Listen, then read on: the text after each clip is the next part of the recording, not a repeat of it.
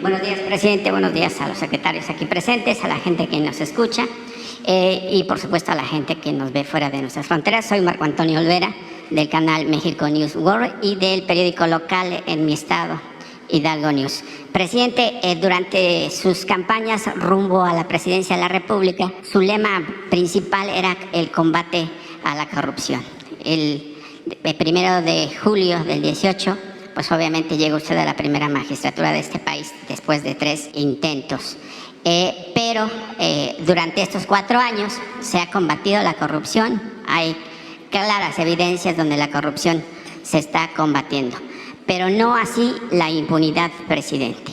Le explico y quisiera que hiciera usted una reflexión sobre el tema del Poder Judicial, porque finalmente el Poder Judicial sigue siendo un talón de Aquiles para la impartición de justicia en este país, donde ministros, jueces, ministerios públicos, pues son los responsables de la impunidad en este país. No todos, lo aclaro, hay algunas excepciones y donde algunos jueces, ministros y por supuesto ministerios públicos pues son brillantes en su trabajo que desempeñan. ¿Por qué lo digo, presidente, el tema de la impunidad en su gobierno? Porque Juan Collado actualmente en su cuenta bancaria en Andorra tiene 224 millones de dólares. Rosario Robles, que recién se fue a su casa, participó en la estafa maestra y ahora opina en los programas de Ciro Gómez Leiva, de Carlos Marín, de Joaquín López Dóriga, como si fuera una mujer honesta. ¿Con qué moral se atreven a darle esa apertura a esta señora que participó en la estafa maestra? También está, por supuesto, la hija de Manlio Fabio Beltrones, actual senadora del PRI, que tiene su cuenta bancaria en Andorra, según documentos del periódico El País, con 11 millones de dólares. Usted tiene el apoyo del pueblo, presidente. Tiene el apoyo de la Marina, del Ejército y también tiene el apoyo de los integrantes del Congreso mexicano.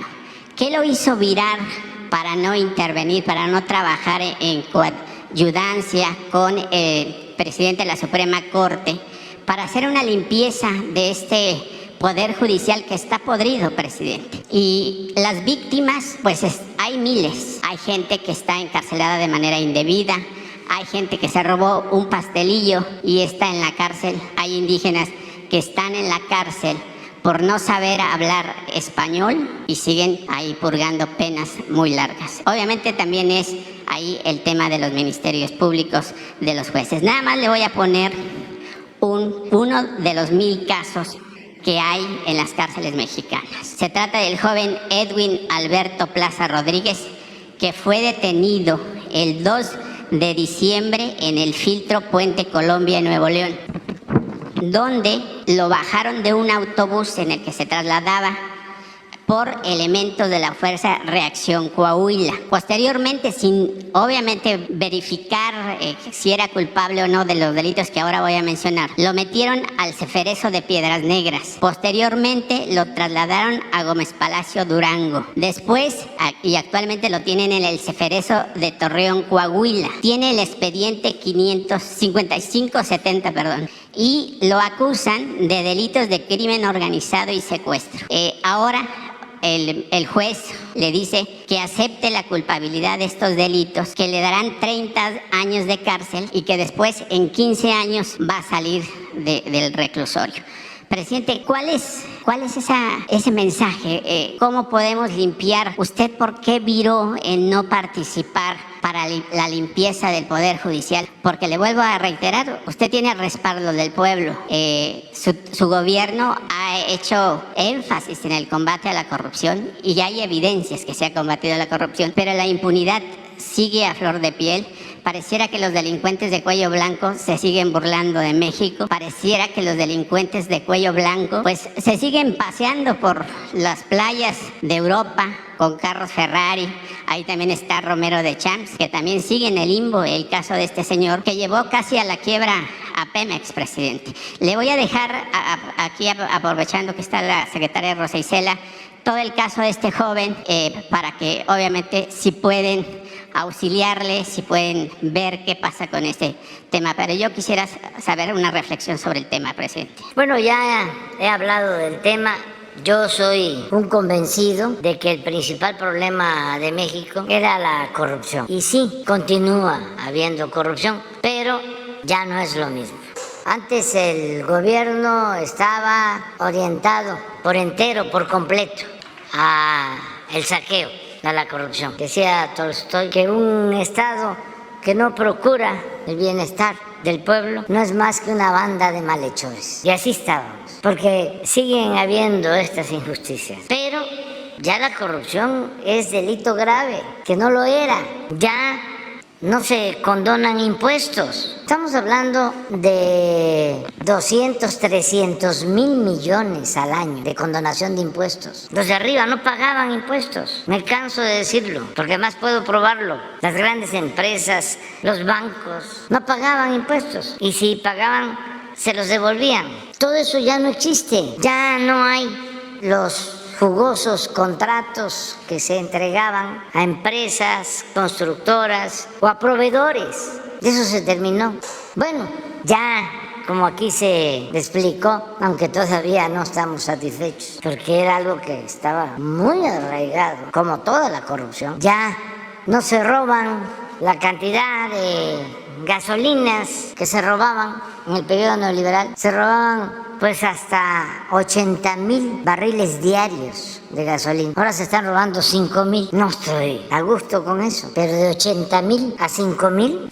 Y esto nos ha significado, miren nada más, ¿por qué no pones el ahorro solo en el huachicol? Entonces, sí, se ha avanzado mucho. 231,000 millones de pesos es lo que estimamos de ahorro. Así lo encontramos, 72,000 barriles. Diciembre del 18, aquí tomamos la decisión. Nos ayudó el pueblo porque hubo bloqueos, nos destruyeron ductos. Tuvimos que recurrir a la compra de más de 600 pipas, autotanques para transportar gasolina porque no lo podíamos hacer por los ductos. La gente nos ayudó porque hacía colas y aguantó, porque la mafia que dominaba esto pensaba que no íbamos a resistir por el desabasto de gasolina, y resistimos, y miren, pero todavía 5,600 barriles diarios. Entonces sí se ha avanzado mucho. Habla yo de los contratos de obra que se entregaban, incluso contratos para todo, para el transporte de gas, para los reclusorios, para el mantenimiento de carreteras, todo privatizado. La compra de medicinas, 100,000 millones de pesos al año, para 10 distribuidores, ni siquiera laboratorios, influyentes, traficantes de influencia. Se dedicaban a robar, a saquear.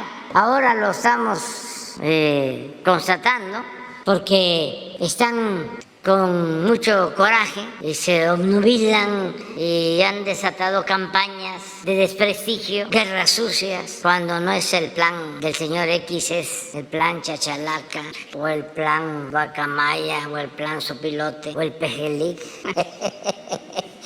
Y ahí deben de estar pensando en otro, porque le agradezco mucho a la gente. El pueblo es mucha pieza, el pueblo de México. Y no les ha funcionado nada. Y traen asesores, publicistas, expertos, hackeadores, y hacen colectas y gastan muchísimo dinero y compran a todo el que se deja, y la mayoría de los medios en contra, con honrosas excepciones. Y nada, no han podido. ¿Cuál es la clave?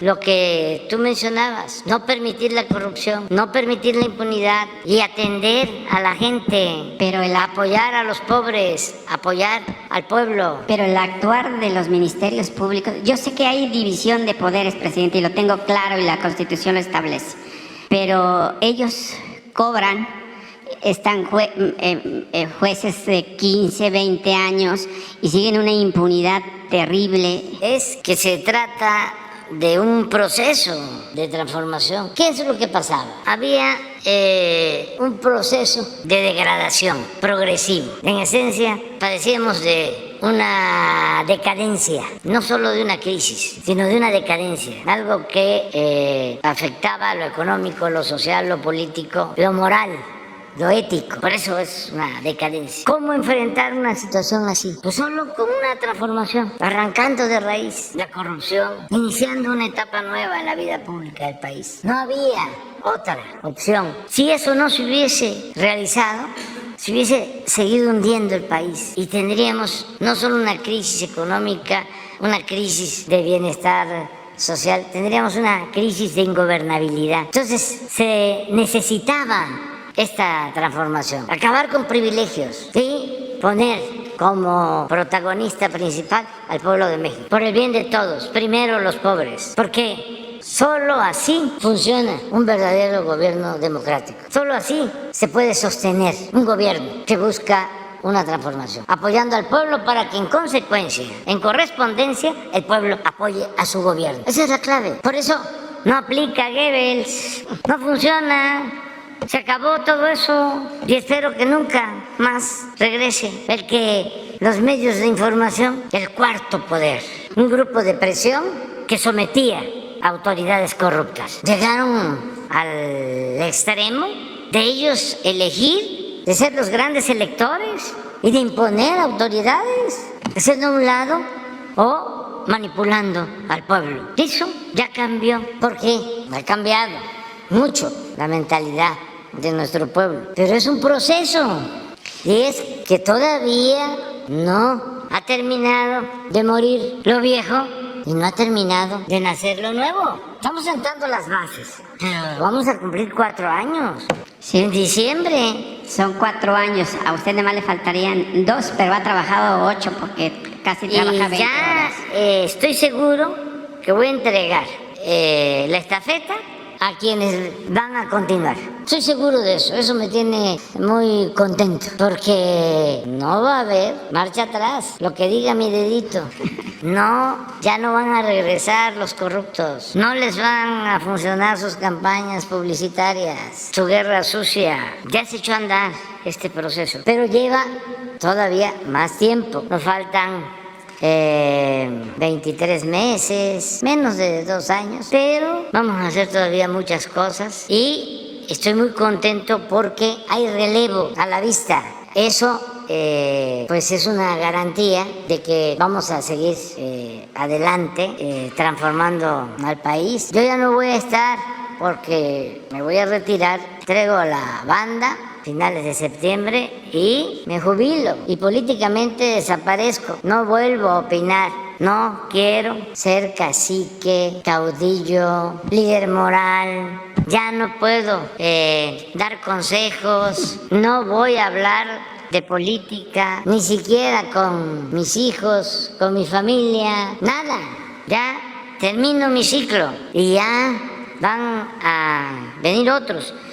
Tu pregunta, la política, entre otras cosas, es optar entre inconvenientes. A mí me tocaba cumplir una tarea. A veces, como se dice coloquialmente, el que mucho abarca, poco aprieta. Y una de las cosas que se tienen que aprender es el que debe uno de priorizar.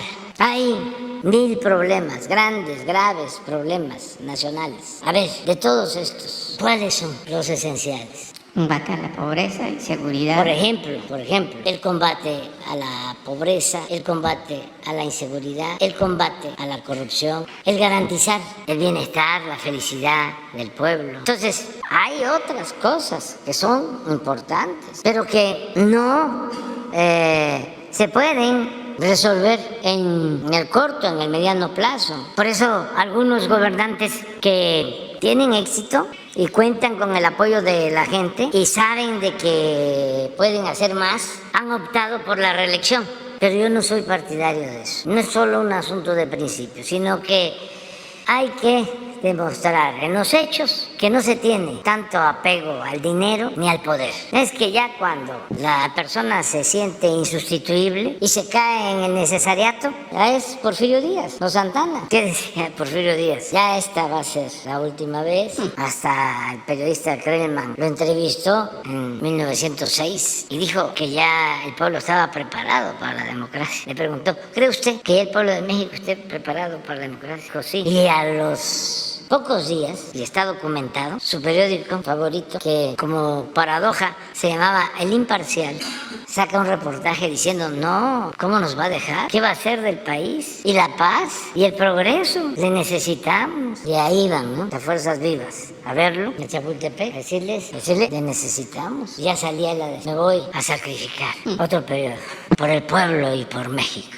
Entonces, son procesos, se está avanzando. Hay algo que es importante, la revolución de las conciencias, el cambio de mentalidad. Yo decía que hay veces que se llevan a cabo revoluciones y que se avanzan, pero los más conscientes son una minoría, una vanguardia, y la mayoría del pueblo sigue pensando igual, aún con una revolución. Por eso fracasan, porque si el pueblo no participa, no es capaz de exigir, defender sus derechos, pues los de arriba, aunque hayan encabezado un movimiento revolucionario, se echan a perder. No resisten las tentaciones del poder. Revolucionarios viviendo en residencias y con autos de lujo, como los oligarcas que derrotaron. ¿Qué es lo importante en México de este movimiento? Que la toma de conciencia no se da solo en una minoría. No somos nada más los dirigentes, son millones de mexicanos. No hay en el mundo un movimiento así. Entonces eso es una garantía,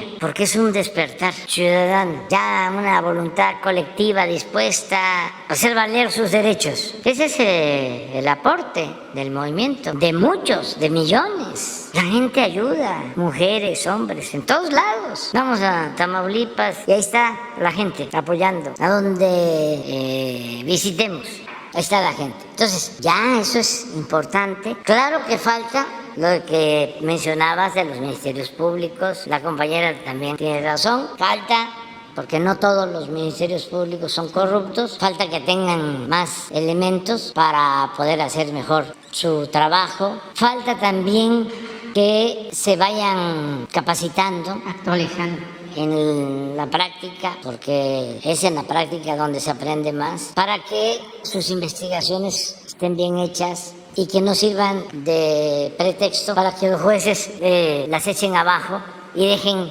libres a delincuentes solo porque se integró mal una o porque son sus amigos, presidente. Averiguación. Existen las dos cosas. Existe la ineficiencia y existe también la mala fe. No se ponen de acuerdo. Eso desde hace mucho tiempo. Si tú integras mal la averiguación, yo voy a darle la libertad a este presunto delincuente. Pero pensemos en que se tiene que trabajar más y que no todo está podrido en la fiscalía. Hay gente buena, como también en el Poder Judicial, jueces buenos, rectos, otros muy corruptos, pero además que no tienen espíritu de juez, porque no actúan con imparcialidad.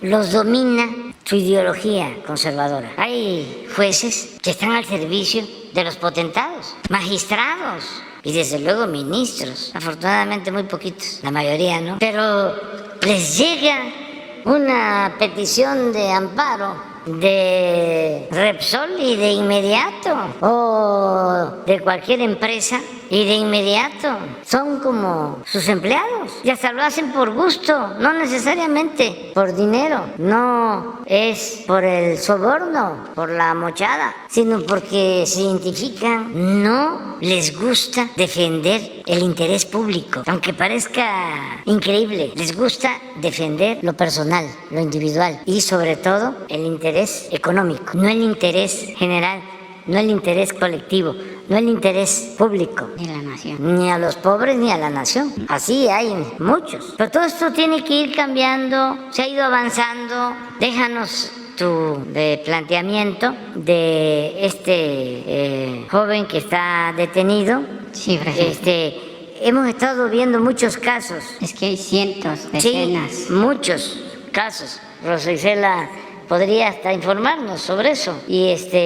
Y acabo de conversar con el presidente de la Corte y ellos tienen también ya un programa para revisar todos estos asuntos, por ejemplo, donde hay personas detenidas que no han sido sentenciadas por años o personas detenidas porque no tienen quien los defienda.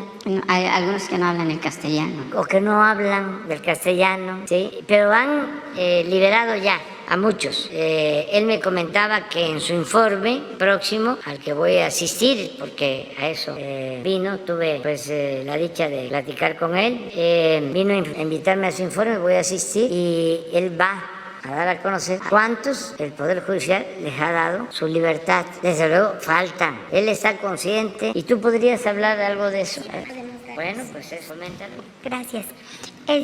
Con su permiso, señor presidente, sí, efectivamente, por instrucción presidencial, hicimos un grupo de trabajo que se realiza cada 8 días. Se reúne ese grupo, trabaja en la semana y los miércoles nos reunimos precisamente con el Consejo de la Judicatura, con una representación para ir revisando casos que ustedes han solicitado y otros que muchos mexicanos, mexicanas que se acercan con el señor presidente en las giras, en los estados, en los municipios y le solicitan esa demanda, justicia. Entonces, estamos revisando diariamente un grupo de compañeros y compañeras, fundamentalmente abogados, y trabajando sobre todo para hacer posible que haya, pues en algunos casos, penas sustitutivas de delitos y en otros muchos casos que se puedan decretar, pues en algunos casos amnistías, y estamos viendo también con muchos estados que están siguiendo este ejemplo